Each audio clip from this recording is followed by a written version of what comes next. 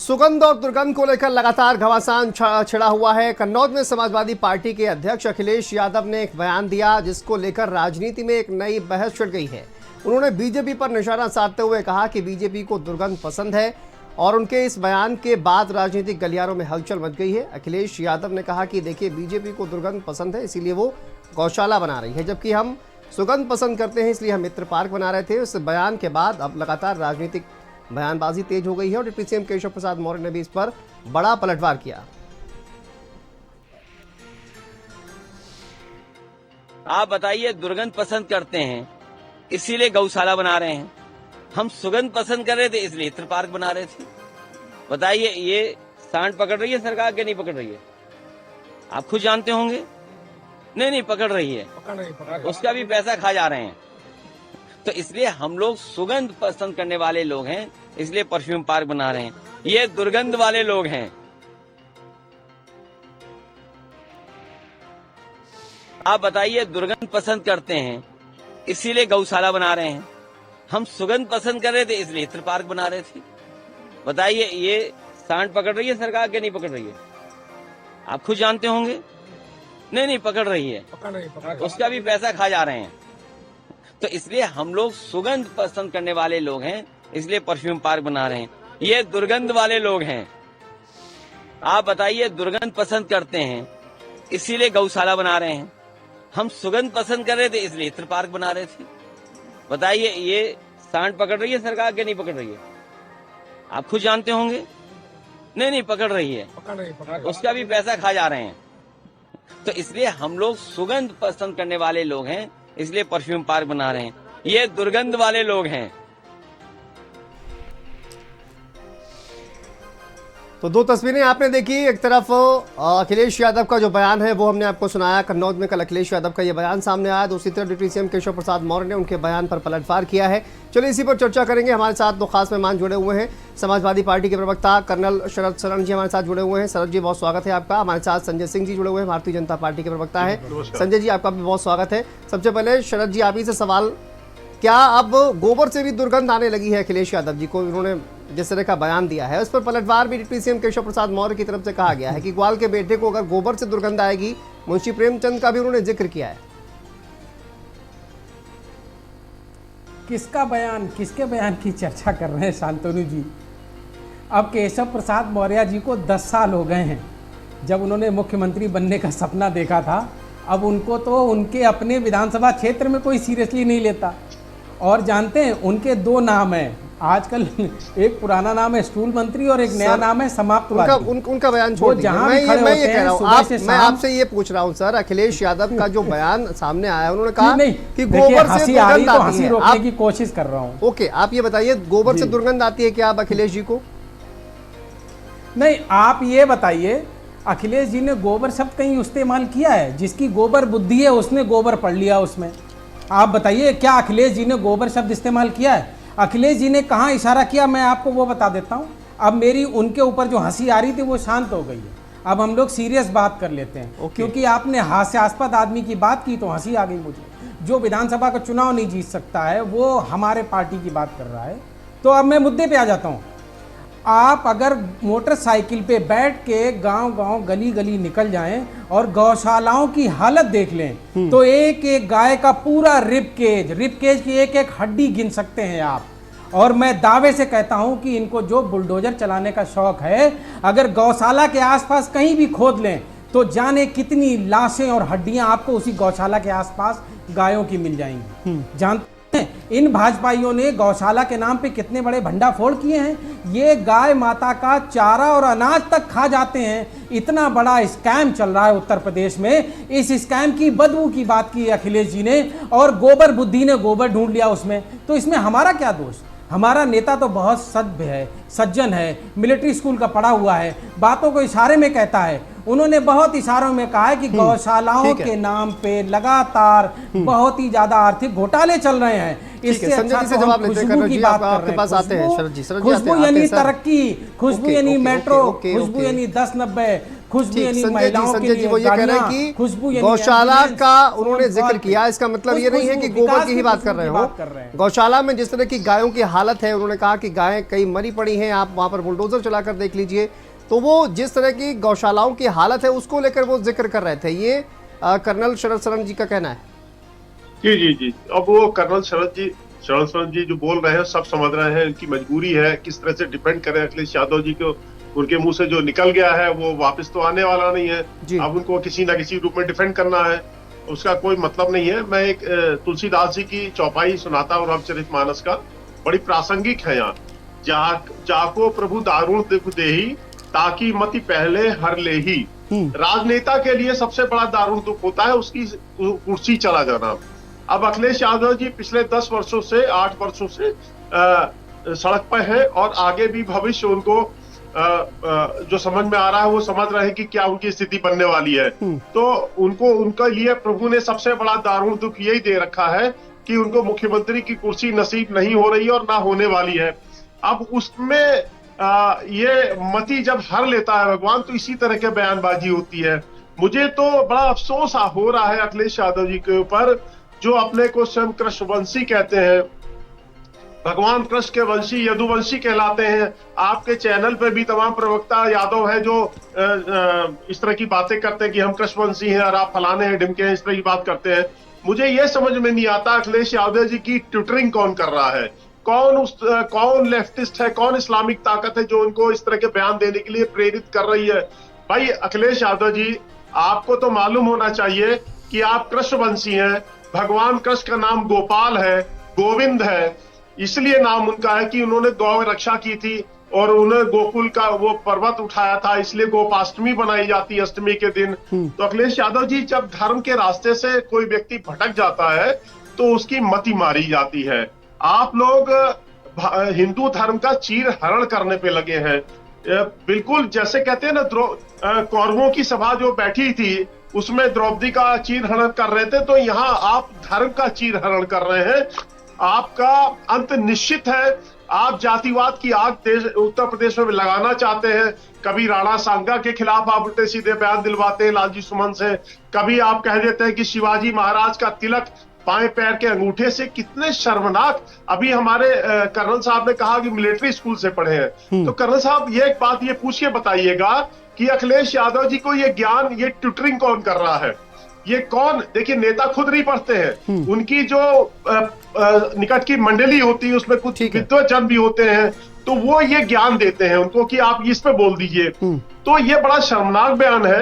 वास्तव में गायों के प्रति नफरत का भाव है, और वो है भी कि देखिए, अब कर्नल जी बता रहे थे कि बुलडोजर चलवा दीजिए, तो आप चलवा के निकलवा के दिखा दीजिए। आपके पास भी बुलडोजर है, खुदवाइए, दूध का दूध और पानी का पानी सामने आ जाएगा। फाल्स बयानबाजी, नैरेटिव मत तैयार करिए। ठीक है शरद जी, वो ये कह रहे हैं कि देखिए मति हर ली गई है, इस वजह से इस तरह की बयानबाजी हो रही है और आप जातियों में तोड़ना चाहते हैं, हिंदू धर्म का अपमान करने का आप लोगों ने ठेका ले रखा है, इसी तरह से लगातार इस तरह की बयानबाजी कर रहे हैं। देखिए, सबसे पहले तो हमारे नेता की शिक्षा पे सवाल वो लोग ना उठाएं जो इंटायर पॉलिटिकल साइंस की डिग्री दिखाने से कोर्ट में मुकदमा कर देते हैं, और दूसरे का तो पता भी नहीं है स्कूल गए कि नहीं। हमारा तो एनवायरमेंटल साइंस से पोस्ट ग्रेजुएट है, मैसूर में पढ़ा, ऑस्ट्रेलिया में पढ़ा है, और उसकी डिग्रियां सबको पता है। हमारे नेता की शिक्षा के आसपास भी इनका कोई नेता उत्तर प्रदेश में नहीं, तो कम से कम उनके संस्कारों की बात ना करें। और उनके पिता को धरती पुत्र बोलते हैं लोग, तो कम से कम उसकी बात ना करें। हाँ, जहाँ तक बुलडोजर चलाने की बात है, तो बुलडोजर की संस्कृति जो लाया है मैं उसी से तो कहूँगा। और वो कह रहे हैं कि हमारे पास बुलडोजर है, हम खोद दें। अरे सरकार बनेगी तो आपको क्या लगता है कि गौशाला के आसपास की जमीनें खोदी नहीं जाएंगी, या कोर्ट में मुकदमे नहीं होंगे, या FIR दर्ज नहीं होंगी, या गौ माता की लाशों पे जिन्होंने आर्थिक भंडाफोड़ किए वो जेल नहीं जाएंगे? सब जेल जाएंगे, कौन नहीं जाएगा बताइए। और इतने अच्छे नेता की बात की, रामजी लाल सुमन इतने वरिष्ठ नेता हैं, पश्चिम के बहुत बड़े चेहरे हैं, बहुत बड़ा दलित चेहरा है वहां का, पूरे हिंदुस्तान को पता है लोकसभा चल रही है और वो दिल्ली में है। और कायरों की फौज कहां गई? उनकी बहू बेटियां और परिवार को, लोगों को परेशान करने के लिए, दरवाजों की खिड़कियां और दरवाजे तोड़ने के लिए, और हजारों की भीड़ महिलाओं और बच्चियों पे हमला करने गई। अगर उनकी हिम्मत होती तो लोकसभा चले जाते, क्यों नहीं गए लोकसभा?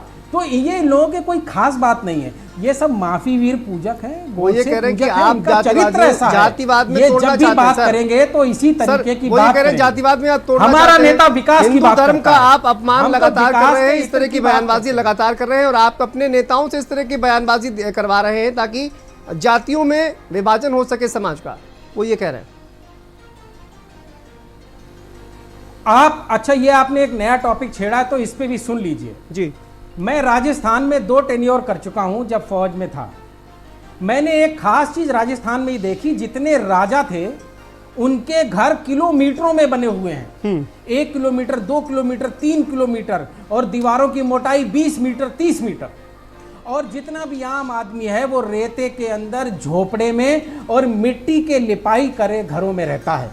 मैंने देखा है, मैं 2 बार एक्साइज में रहा हूं, मैं बॉर्डर पे डिप्लॉयड रहा हूं एक वॉर में जी। आप मुझे ये बताइए, अगर राजतंत्र इतना ही अच्छा था तो लोकतंत्र देश में आया क्यों? जानते हैं समस्या कहां है? ये लोग लोकतंत्र खत्म करके राजशाही स्थापित करना चाहते हैं, इसीलिए राजाओं को कहीं ना कहीं लेके आते हैं। राजा का सिर्फ एक चरित्र होता है, अपना राज्य, अपना महल, अपने हीरे, अपने जवाहरात, अपना मुकुट, अपना सिंहासन बचाना। आम जनता के लिए अगर कोई काम कर सकता है तो संविधान कर सकता है, लोकतंत्र कर सकता है। इसीलिए हम सामाजिक न्याय की लड़ाई लड़ रहे हैं, राजतंत्र के खिलाफ लोकतंत्र को बचाने की लड़ाई लड़ रहे हैं। जिसको राजाओं से प्यार है उसको कहिए वो इतिहास में चला जाए और उनके किलों में रह जाके। हमें झोपड़े वालों के लिए, हमें पीडीए के लिए संघर्ष करना है, सामाजिक न्याय के लिए संघर्ष करना है। सर वो कह रहे हैं कि राजतंत्र का विरोध वो कर रहे हैं, हालांकि लोकतंत्र है, लेकिन वो कह रहे हैं कि राजतंत्र के खिलाफ उनका जो पीडीए का जो नारा है वो लगातार चलता रहेगा और इसी का विरोध करते रहेंगे। देखिए, कर्नल साहब की बातों का मैं जवाब नहीं दूंगा, कोई ये सब बेसिर पैर की बातें हैं। हाँ, मैं सामंतशाही का हम लोग विरोध करेंगे। हम जो इनके पीछे जो मेन पॉलिटिकल फोर्स है, जो इस्लाम की बहुत बड़ी पॉलिटिकल फोर्स है, जिसके पीछे ये हिंदू धर्म का निरंतर देखिए वो लोग नहीं बोल रहे हैं। अब ये इनके स्पोक्स पर्सन है, ये माउथ पीस बन गए हैं ये लोग। वो नहीं बोलते, जानते हैं कि उसमें सांप्रदायिकता पैदा हो जाएगी अगर हम बयानबाजी कर रहे हैं। तो उन्होंने कुछ जो भाड़े के हिंदू हैं, उनकी जो सैनिक है, उनको लगाया है इस काम के लिए कि आप हिंदू धर्म का अपमान करो। मैं कर्नल साहब आपसे एक बात पूछना चाहता हूं, जिनके लिए आप बैटिंग कर रहे हैं, ए के लिए आपका ए मतलब संख्या मतलब मुसलमान, उसमें ये बताइए, आपकी जब अखिलेश यादव जी की सरकार थी तो एक मिनट कट कर, अखिलेश यादव जी की सरकार थी तो all India Muslim personal law board, जिसके जो मेन वकील साहब थे, आपने एडवोकेट जनरल बनाया था उनको, अब दुनिया में नहीं रहे। All India Muslim personal law board की क्या डिमांड थी? उन्होंने कहा था कि हर जिले में हम शरीयत अदालतें खोलना चाहते हैं। तो आप जो संविधान का नाटक बन रहे हैं, वो संविधान नहीं, आप शरिया लाना चाहते हैं इस देश के अंदर। आपका जो मेन वोट बैंक है, जो इस्लामिक फोर्सेज है, उनको तो शरिया से लेना देना है। आप लोग नाटक मत करिए, आपकी पोल पट्टी खुल रही है। आप शरिया वाले हैं, संविधान वाले नहीं है। अभी आपकी सरकार आ जाएगी, आप घुटनों के बल खड़े हो जाओगे उनके आगे। वो जब कहेंगे हमें शरिया अदालतें, काजी अदालतें, आपकी पिछली सरकार में डिमांड थी all India Muslim personal law board की कि हम हर जिले में काजी अदालतें, शरिया अदालतें। तो हम शरीयत के खिलाफ लड़ रहे हैं। इस देश को इस्लामिक राष्ट्र दारुल इस्लाम नहीं बनने देंगे।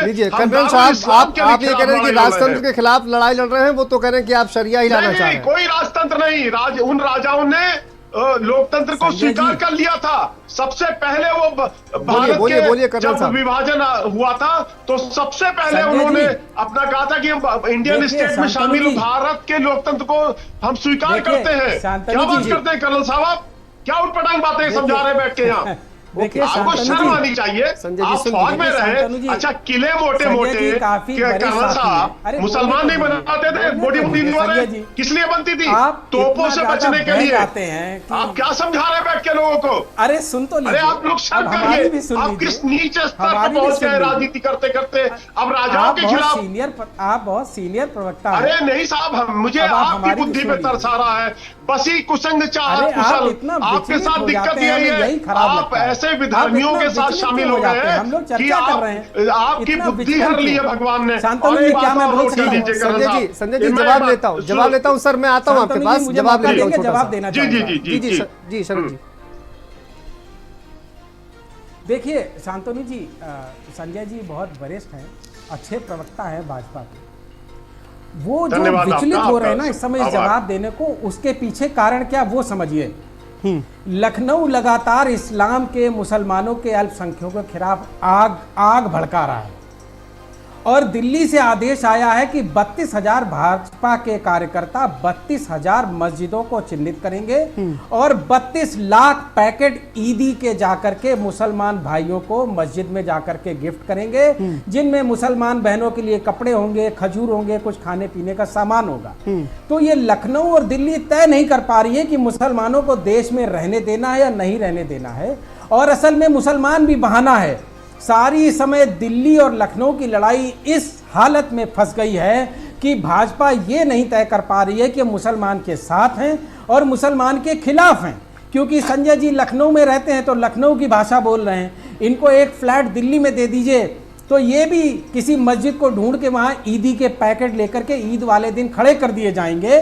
तो जो भाजपा में ये समस्या है, यही असल समस्या है। और सामाजिक न्याय और पीडीए के संघर्ष की इतनी ताकत है कि हिंदुस्तान में कोई भी राजनीतिक दल होगा उसको पिछड़े, दलित और अल्पसंख्यकों मुद्दों पे मैदान में आना पड़ेगा, उनको टिकट देना पड़ेगा, उनको जिला अध्यक्ष बनाना पड़ेगा, उनको मंडल का प्रभारी बनाना पड़ेगा, उनको प्रदेश का अध्यक्ष बनाना पड़ेगा। अगर इस देश में प्रासंगिक रहना है किसी भी राजनीतिक दल को, तो अब उसको पीडीए के मुद्दों पे आना ही होगा। पीडीए से कोई बचेगा नहीं। मुझे लगता है मोदी जी को उम्र के साथ समझ में आने लगा है, योगी जी को उम्र के साथ समझ में आएगा, लेकिन जनता इस बात को समझ गई है, ये बात मोदी जी समझ गए हैं। बस इसी का भारतीय जनता पार्टी के कट्टरवादी, नफरतवादी और धार्मिक नफरत की सोच की कार्यकर्ताओं के अंदर विचलन है, और मेरे बड़े भाई शायद उसी विचलन को कहीं ना कहीं यहाँ पे रखने की कोशिश कर रहे हैं। तो मैं दुआ करूंगा कि उनके भी दिल में मोहब्बत जागे उन मुसलमानों के लिए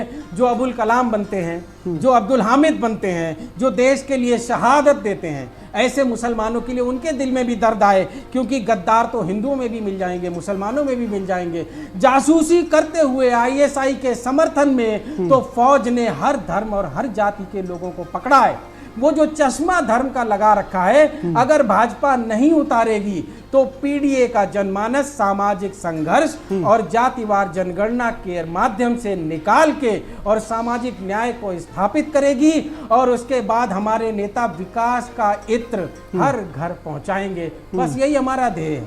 मेरी दुआएं हैं के मन में प्यार पड़ते हिंदुस्तानियों के लिए। जी देखिए, इन्होंने एक बात तो एक्सेप्ट कर ली, सामाजिक संघर्ष। मतलब जो मैं कह रहा था, इन्होंने जातिवादी संघर्ष को सामाजिक संघर्ष दिया। इनका पीडीए क्या है? देखिए, पीडीए की ड्राइविंग फोर्स जो है ए है इस्लाम। बहुत स्पष्ट मैं कह रहा हूं, खुल के कह रहा हूं। ये जो बार बार बोल रहा है कि दिल्ली और वहां क्या कहते हैं लखनऊ, देखिए कर्नल साहब, आप तो पढ़े लिखे आदमी है ना। महाराज जी ने क्या बोला है कि बटोगे तो कटोगे। आपको याद होना चाहिए, आप तो पढ़े लिखे लर्नेड प्रवक्ता हैं।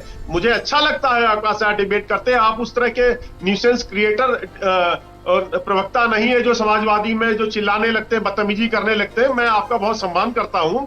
आपने संविधान सभा में जो बाबा साहब भीमराव अंबेडकर का आखिरी भाषण वो पढ़ा है, क्या बोला था उन्होंने? याद कर लीजिए। उन्होंने कहा था कि संविधान बनके तैयार हो गया है, लेकिन मुझे चिंता है इस देश की स्वतंत्रता के लिए। इस देश की स्वतंत्रता बार बार खतरे में पड़ी है, और उन्होंने बार उसकी तरफ इशारा किया है। मोहम्मद बिन कासिम, बाबर, औरंगजेब, शिवाजी महाराज के खिलाफ जिस तरह से हुआ है, पढ़ लीजिएगा। हम वो लड़ाई लड़ रहे हैं भारत की स्वतंत्रता को बचाने के लिए।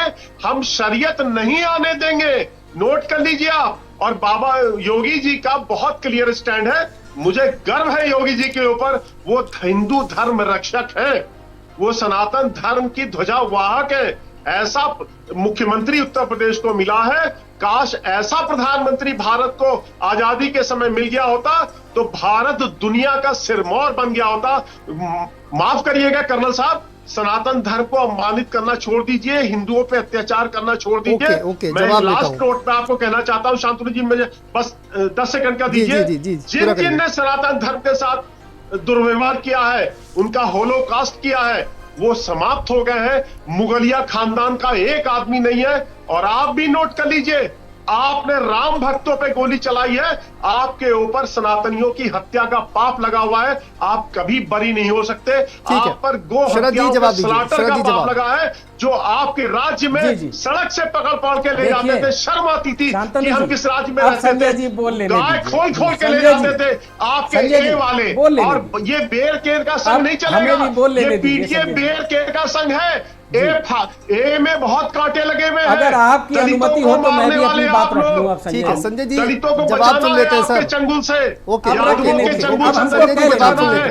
बह जाते हैं बहुत ज्यादा एकदम। ठीक है सर, 10 सेकंड हो गया। संजय जी 10 सेकंड हो गया प्लीज। ओके 10 सेकंड हो गया संजय जी, आपके 10 सेकंड शरद जी बोलिए, शरद जी बोलिए।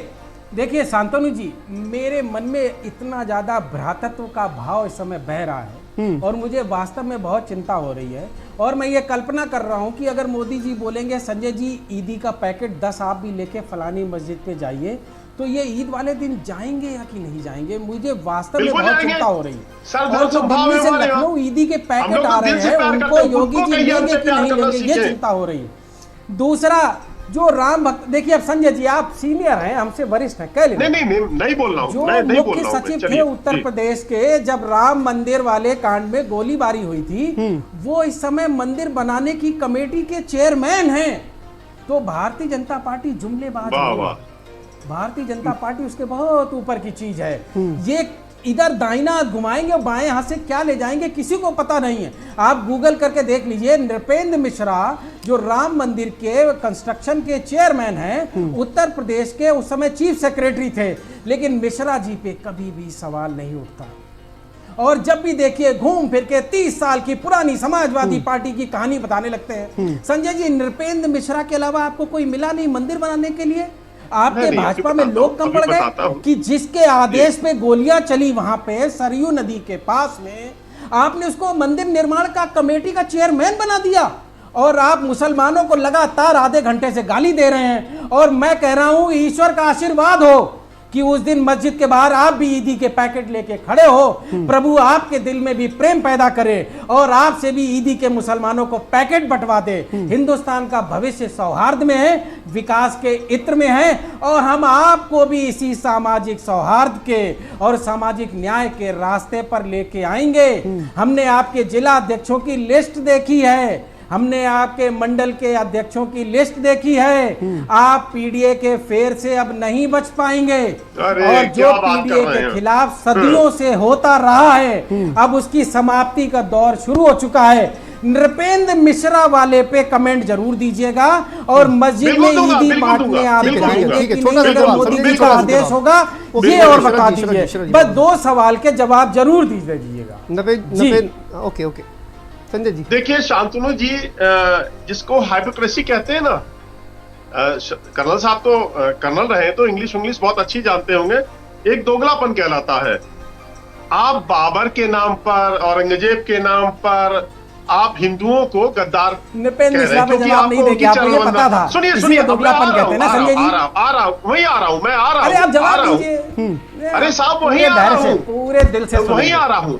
गोली मुलायम सिंह यादव के ऑर्डर से चलाएगी, मुखिया वो थे स्टेट के। आप नृपेंद्र मिश्रा जैसे व्यक्ति को काहे घसीट लाते हो महाराज? आपकी जिम्मेदारी है, आप मुख्यमंत्री थे। नृपेंद्र या जो भी रहा हो मैं नहीं जानता हूं, लेकिन किसी की औकात नहीं है। अगर वो चीफ सेक्रेटरी रहा हो या सेक्रेटरी रहा हो, मुख्यमंत्री बादशाह होता है जनाब स्टेट का। बगैर मुख्यमंत्री के ऑर्डर के कोई पत्ता नहीं हिलता है। क्या बकवास करते हैं आप लोग? आप नृपेंद्र मिश्रा का नाम लेके आप आड़ में नहीं छुप सकते हैं। शरद जी जवाब दीजिए। मुलायम सिंह यादव कभी नहीं बच सकते। अच्छा दूसरी बात, जी आप क्यों नहीं जाते राम मंदिर? मैं मानता हूँ, मैं सुनिए समझ गया। अरे कल समझ गया। वो कहते हैं मुख्यमंत्री सर्वे सर्वा होता है, और दूसरा वो कह रहे हैं कि आप राम मंदिर क्यों नहीं जाते? उन्होंने अभी बताया, जवाब बताया कि मुख्यमंत्री बादशाह होता है। आप भाषा समझिए ना, आप मुझे किससे वो कह रहे हैं मुख्यमंत्री बादशाह होता है। तो जो जेल में कैदियों की पिछले 1 साल में जितनी उत्तर प्रदेश में हत्याएं हुई हैं, जेलों के अंदर जो मारे गए हैं, लखनऊ में कचहरी के अंदर जो मारा गया है, प्रयागराज में सड़क पे जो मारा गया है, बांदा में जो जेल में मारा गया है, वो आपके बादशाह के आदेश से मारा गया था। आपके बादशाह ने आदेश अरे दिया भाई था? आप- और ये अरे बताइए फाइलिंग की बात बादशाह कर ने रहे जो हैं, भी वो आदेश दिया जुडिशियल हो, कस्टडी है, क्या अरे बकवास कर अरे रहे हैं? तो देखिए, नृपेंद्र मिश्रा कर्नल के साहब, अलावा देखिए, कोई आपसे हिंदुस्तान तरकीब में बनती मिला है, नहीं देखिए, आपको मंदिर उम्मीद बनाने करता के हूं, लिए। मैं आपसे तरकीब डिबेट की नृपेंद्र उम्मीद मिश्रा नहीं के अलावा करता हूं। कोई आपसे पूरे लॉजिकल डिबेट 142 की करोड़ उम्मीद में करता हूं। कोई नहीं मिला आपको।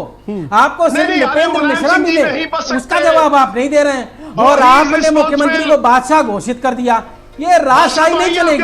नहीं सर, राजशाही शरद जी, नहीं शरद जी, चलेगी। शरद आप जी, बताइए, आप देखिए एक मिश्रा लॉ के एंड अलावा ऑर्डर की बात क्यों कर नहीं रहे हैं मिला? जी, आप लॉ एंड ऑर्डर की बात कर रहे अच्छा हैं। ईडी बांटेंगे, देखिए जाहिर अच्छा, तौर पर ईडी बांटेंगे। प्रदेश का मुखिया अच्छा, होने के ईडी नाते बांटेंगे, सीएम की ईद के दिन। जिम्मेदारी है, लेकिन अरे देखिए लॉ एंड ऑर्डर की बात आप कर रहे हैं ईदी ना। बांटेंगे, मेरा ड्राइवर मुसलमान है, ईद के मैं दिन ईदी मुसलमानों के बांटेंगे, मोहल्ले में रहता हूं और सबसे ईद ज्यादा के दिन सहायता ईदी करता हूं। बांटेंगे। सर क्या शरद जी आपने मोदी स्मार्टली जी ने डिफेंड आपसे किया, कहा है, मुझे स्मार्टली ईदी आपने बांटना डिफेंड चाहिए, किया, लेकिन साहब, देखिए बांटेंगे। आपने बांटूंगा। जो मुख्य हिंदू का मुद्दा दिल जिस बहुत बड़ा बयान होता पर है।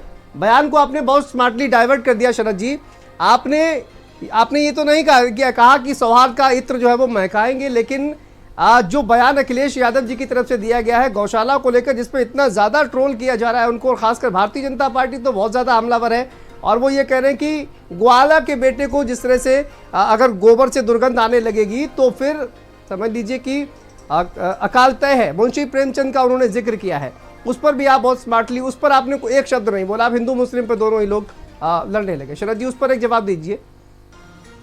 नहीं, एक बात वो देखिए मैं आता हूँ सर, खुलेआम अपमान कर रहे हैं बैठ के टीवी चैनल। मैं शरद जी से शर्म नहीं आती आपको? आपके लिए सिर्फ अखिलेश यादव एक यादव परिवार ही पिछड़ा है। अब ये भाषा देखिए संजय जी, आप हमसे उम्र में बड़े हैं। संजय जी सुन लीजिए सर, आप विचलित हो रहे हैं कि आप मैं हमसे बदतमीजी करने लगे।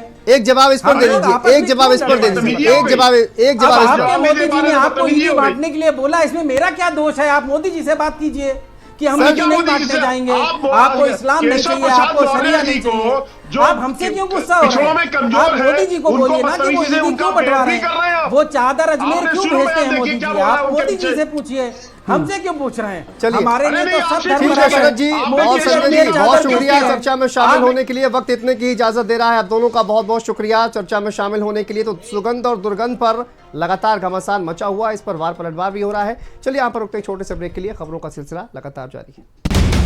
आप देख रहे हैं